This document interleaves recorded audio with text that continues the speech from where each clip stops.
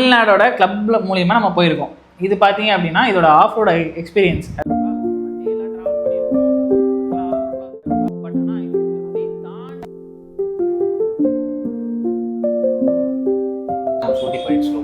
இல்லை ஆக்சுவலாக நான் அது இன்டென்ஷனாக சொல்லல, ஆனால் இருந்தாலும் அந்த இடத்துல நான் நிறைய தடவை எக்ஸ்பீரியன்ஸ் பண்ணியிருக்கிறேன். இதுக்கு முன்னாடி நிறையா கார் ஓட்டியிருக்கோம், நம்ம ஸ்விஃப்ட் ஓட்டியிருக்கோம், வேகனர் ஓட்டியிருக்கிறோம், ஈகோ ஓட்டியிருக்கிறோம், இனோவா ஓட்டியிருக்கோம், இது இல்லாமல் இன்விக்டாவும் ஓட்டியிருக்கிறோம். ஸோ இதெல்லாம் ஓட்டி ஒரு எக்ஸ்பீரியன்ஸ் இருக்கிறப்ப ஒரு ஹில்ஸுக்கு 50-60க்கு மேலே போகிற அளவுக்கு நமக்கு அர்ஜென்ட் இல்லை அப்படின்ற ஒரு புரிதல் இருக்கும். ரெண்டாவது அவ்வளோ போகிறது டேஞ்சர் தான். அதுவும் நம்ம ஹில்ஸில் ரெகுலராக ஓட்டுறவங்களுக்கும் நமக்கும் உள்ள டிஃப்ரென்ஸே அதுதான். ரெகுலராக ஓட்டுறவங்க என்னாலும் ஒரு கண்ட்ரோல் கொண்டு வந்துருவாங்க, நமக்கு அப்படி வராது. ஏன்னா அந்த இடம் அந்த எங்கெங்க என்னென்ன இருக்குன்றது கூட தெரியாது.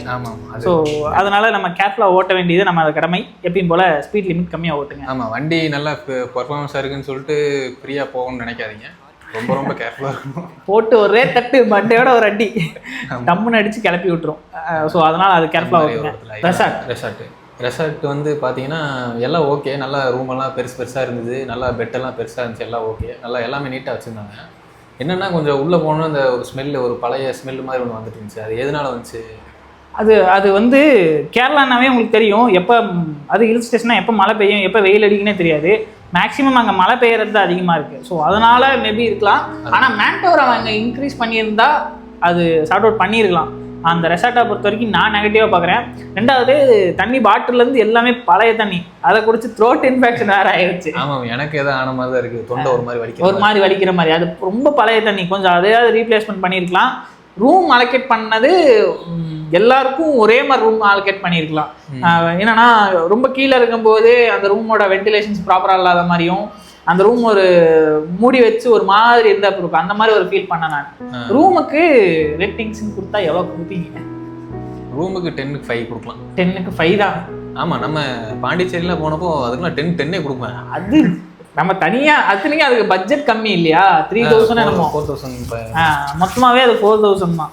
ஸோ அப்படின்னா அந்த ரூமுக்கான காஸ்ட்டை விட அந்த ரூம் ரேட்டிங்ஸ் அதிகமாக தான் கொடுக்கணும். அதனால் நாங்கள் பாண்டிச்சேரிக்கு 10 out of 10 கொடுப்போம். பட் இங்கே பார்த்தீங்க அப்படின்னா 5. அதுக்கு ரீசன் வந்து ஒரு சில விஷயங்கள்லாம் பண்ணி இருந்திருக்கலாம், அதில் இதுவும் ஒன்று. ரெண்டாவது நாங்கள் விடிய காலையில் அடுத்த நாள் காலையில் சுடுதண்ணி வரல. அது ரொம்ப பிரச்சனையாச்சு. பக்கத்து ரூம், அதாவது எங்கள் கூட இன்னொருத்தர் ஆக்சுவலாக அங்கேருந்து எல்லாருமே புதுசு தான் மேக்ஸிமம். ஸோ நாங்கள் எங்களுக்குள்ளே பேசி ஃப்ரெண்டான கோபுன்னு சொல்லி ஒருத்தர், அவர் தான் ஆக்சுவலாக வந்து வாங்க எங்கள் ரூமில் ஹீட்ரு ஒர்க் ஆகுது, நீங்கள் இங்கே வந்து குளிச்சுக்கங்க அப்படின்னு சொல்லி கேட்டாங்க. ஸோ அந்த ரீசன்னால நான் மட்டும் அங்கே போய் குளித்தேன். நீங்கள் அங்கே தான் கீழே ரூமில் தான் குளிச்சேன். அதுக்கப்புறம் இவர் அங்கே வேறு ரூம் போயிட்டாரு. அப்புறம் காலையில் எந்திரிச்சு பார்த்தேன், கொஞ்சம் ஃபஸ்ட் தண்ணி திறந்து விட்டு மறுபடியும் சுடு தண்ணி திறந்து விட்டேன். லைட்டாக சூடு வந்துச்சு, ஒன்றும் வந்திருக்காரு, லைட்டாக வந்து அதை வச்சு நான் அப்படியே மேட்ச் பண்ணி குளிச்சிட்டேன். அவர் மேட்ச் பண்ணி குளிச்சிட்டாரு, என்னால் முடியல, கம்மியாக இருந்துச்சு. அதனால் ரூம் பார்த்தீங்க அப்படின்னா 10 out of 5 தான். அதுக்கு மேலே ஒரு பாயிண்ட் கூட எக்ஸ்ட்ரா கொடுக்க மாட்டோம். இன்னும் கொஞ்சம் பெட்டராக பண்ணியிருக்கலாம். ஸோ நான் ரிக்வஸ்ட்டாக சொல்கிறது என்னன்னா, TN 4x4 கிளப்புக்கு இன்னும் கொஞ்சம் பெட்டரான ரூம்ஸ். ரெண்டாவது அவங்க இந்த ரூம்ஸ் பார்த்ததுக்கு ரீசன் என்னவா இருக்குன்னு நினைக்கிறீங்க? அதான் கொஞ்சம் மெயின் சிட்டியை விட்டு கொஞ்சம் தள்ளி இருந்துச்சு, கொஞ்சம் ரேட் வைஸ் கொஞ்சம் கம்மியாக இருந்திருக்கும்னால பார்த்துருப்பாங்க நினைக்கிறேன். ரெண்டாவது இத்தனை வெஹிக்கிள் பார்க் பண்ணுறதுக்கு மிச்சம் எந்த ஹோட்டல்லையுமே பார்க்கிங் ஸ்பேஸ் இருந்திருக்கு. Parking space. ஸோ இது வந்து ரொம்ப பெரிய, ஆமாம், ஹோட்டல் நல்லா பெருசு, நல்லா 2-3 இடத்துல அங்கங்கே ஒரு விட்டு நிறைய ரூம்ஸ் இருந்துச்சு. ஆனால் எங்களுக்கு கிடைச்ச ரூம் வந்து சரியில்லை. மற்றபடி மற்ற பக்கம் இந்த ரூம் நிறைய பேர் நல்லா இருந்துச்சுன்னு தான் சொன்னாங்க. மேலே போய் பார்த்தோம்ல, அந்த மாடியிலலாம் ஒரு சைடில் வந்து ஒரு சின்ன இது மாதிரி இருக்கும், அங்கே வந்து ஸ்விம்மிங் பூலு எல்லாமே இருந்துச்சு. அந்த மாதிரி கொடுக்காம எங்களுக்கு கொடுத்துருவோம். எங்களுக்கு பிரச்சனை என்னன்னா, ரூம் கொடுத்துட்டு பக்கத்தில் ஸ்விம்மிங் பூல் கொடுத்துருந்தா கூட 8வது கொடுத்துருப்போம், அதுவும் கொடுக்கல நீங்கள், அதனால் மட்டும்தான் 5. ஸோ அந்த கான்செப்டு. அடுத்தது டின்னரு என்ன சாப்பிட்டோம்? Chapati, chicken gravy.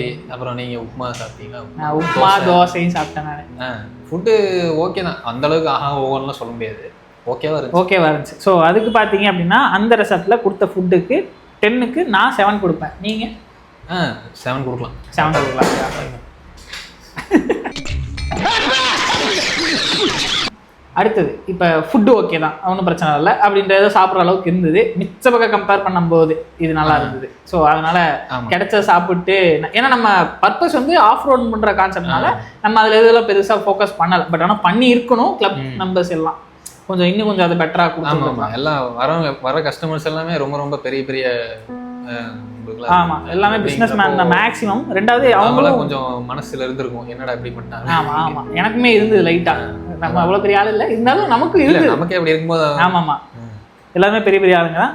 ரெண்டாவது இப்ப அப்படியே அடுத்த கட்டம் ரூம் நைட் தூங்குறது, ஆள் வந்து பிறன்றது, அதெல்லாம் ஒரு ஸ்டோரி, அதெல்லாம் விட்டுடலாம். நைட் எல்லாம் ஒரு சம்பவம்லாம் ஆச்சு அது. ஆமா ஆமா படுத்து இருந்தா யாரும் பக்கத்துல அனுத்துற மாதிரி இருக்கு. நான் இவரை கூப்பிட்டு கேக்குறேன், இவரு நான் ஃபர்ஸ்ட் இவரு நீங்க தான் இல்ல கேட்டீங்க. ஃபர்ஸ்ட் இவங்க 2 பேரும் மணியும் வெங்கடேஷ் வந்து போன் நோண்டிட்டு இருந்தாங்க. நான் தூங்கிட்டேன். யாரும் அனுத்துற மாதிரின்னு சொல்லி மணி என்னையே கேட்டாப்ல. இல்ல நான் முழுசு பாக்குறேன் யாருன்னு சொல்லி அவர் என்னை நீங்க தான் அனுத்துவீங்கன்னு நினைச்சிட்டு அவரு கேட்டிருக்காரு. கடைசியில பார்த்தா அப்புறம் மணி எழுந்து போய் குளிக்க போயிட்டான். நான் படுத்திருந்தேன், எனக்கு பக்கத்துல வந்து அப்படின்னு இதான் செகண்ட் இந்த பெட்டே வேறாண்டா அப்படின்னு சொல்லி இவங்க 2 பேத்துக்கு நடுவில் போய் படுத்து.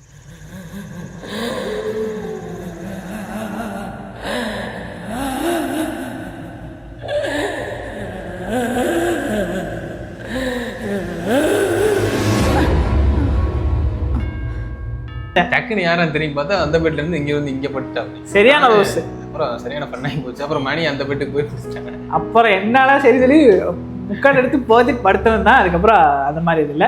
நீ எதுக்கும் கவலைப்படாத, இது ஒண்ணு இல்ல, வெறும் மன பிராந்தி. அது எங்க மன பிராந்தி விஸ்கி எதா வேணா இருக்கலாம். பட் ஆனா அது நடந்ததுன்றது தெரிய வைக்கிறோம், அவ்வளவுதான். ஒரு மாதிரி மர்மமா இருந்துச்சு. ஆமா ஆமா